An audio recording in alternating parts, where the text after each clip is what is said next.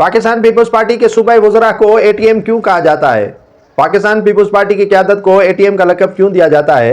ये बात मुझे पहले समझ में नहीं आ रही थी। मैंने सोचा कि आसिफ अली जरदारी से तस्वीर का पैसों से भला क्या ताल्लुक है? बिलावल भुट्टो जरदारी के साथ तस्वीर खिंचवाने से एटीएम और पैसों का क्या ताल्लुक है? मुराद अली शाह के साथ गपशप करने से भला पैसे मिलेंगे, ये कैसे हो सकता है? शर्जील इनाम मेमन, नासिर शाह और दीगर जो पीपल्स पार्टी के कई रहनुमा हैं, अली हसन जरदारी समेत, वो एटीएम समझने लगे हैं लोग।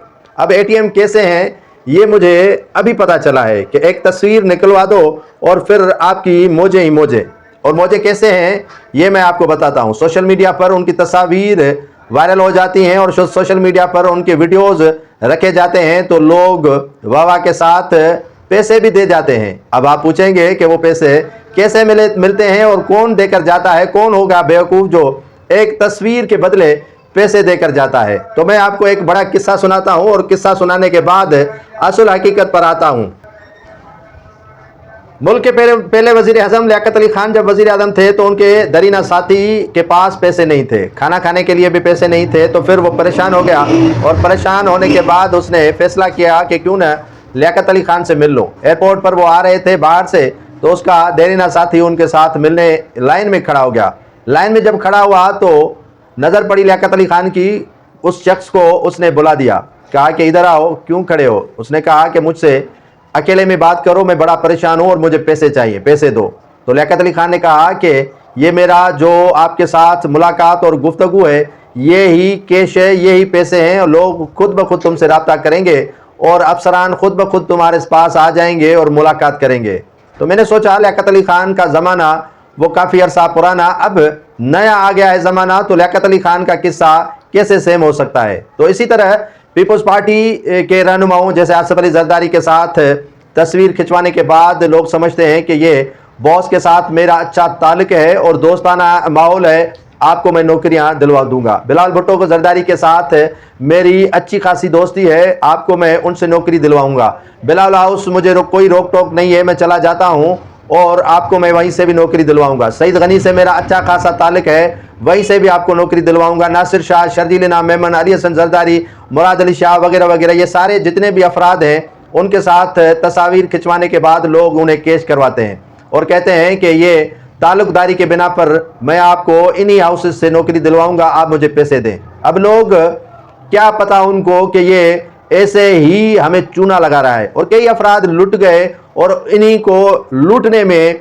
काफ़ी जो है वो लोग सरगर्म अमल हैं। आगा सिराज दुरानी का मैंने नाम नहीं लिया, उनसे भी तस्वीर खिंचवाने के बाद लोग केश करवाते हैं कि आगा सिराज दुरानी से भी मेरा देरीना दोस्त और यारानी है। तो इस यारानी का फ़ायदा लिया है अब्दुल कयूम सोलंगी ने। ये शख्स पोर्ट कासिम में मामूली सा मुलाजिम है, लेकिन पुरानी तस्वीर रखते हैं और कहते हैं कि मेरे आसिफ अली जरदारी से लेकर जिन अशखास के मैंने नाम गिनवाए उनसे बड़ा वास्ता है, आप मुझे पैसे दें और पैसे जैसे ही आप देंगे तो आपको नौकरियां दिलवाएंगे। कई लोग इनके झांसे में आए हैं और अब्दुल कयूम जो मामू हैं खालिद चीटर सोलंगी जो पटीदन से ताल्लुक़ रखता है और उन्होंने काफ़ी लोगों को डसा है। काफ़ी लोगों को डसने के बाद वो फरार हो गए हैं सऊदी अरब और कभी कभार वो दुबई भी चले जाते हैं। तो अब अब्दुल कयूम ने जगह ले ली है उसकी। तो अब्दुल कयूम सोलंगी लोगों को कहते हैं कि आपको अगर 1 ग्रेड से लेकर 5वें तक, 5वें से लेकर जो है वो 17वें ग्रेड की नौकरी चाहिए तो मुझे पैसे दें। तो वो काफ़ी लोगों को मुख्तलिफ डिपार्टमेंट्स में नौकरियां दिलवाने, खासतौर पर इंफॉर्मेशन डिपार्टमेंट में नौकरियां दिलवाने और इश्तिहारात दिलवाने और दीगर जो मामलात हैं उनके तस्फिये के लिए लोगों से लाखों रुपए बटोर चुके हैं। और इस की जो पोर्ट कासिम में अगर नौकरी की आपको मैं बात करूं तो ये इतना मामूली मुलाजिम है, लेकिन इनका एक बेटा बाहर रहता है और दूसरा बेटा लाहौर में पढ़ता है और 1 लाख से ज़ायद तनख्वाह न लेने वाला शख्स इतनी शाहाना ज़िंदगी इसीलिए गुजार रहा है कि काफ़ी लोग इनसे मुतासर होकर इनको पैसे दिए हैं, न उनको नौकरियां मिली हैं और न ही पैसे मिल रहे हैं। तो यकीनन अब पाकिस्तान पीपल्स पार्टी की क़यादत जो है वो इस मामले की तहकीकात भी करेगी। अगर अब्दुल कयूम सोलंगी साहब को अपनी सफाई देनी है तो ये मेरा फोरम उनके लिए भी हाजिर है। अगर आप अगर इसी फोरम पर आकर अपनी सफाई दे या अपने आप को क्लियर करवा दें तो ये मेरा फोरम उनके लिए हाजिर है। लेकिन हक़ाइक़ उनके बरक्स हैं जो मैंने आपके सामने पेश किया है।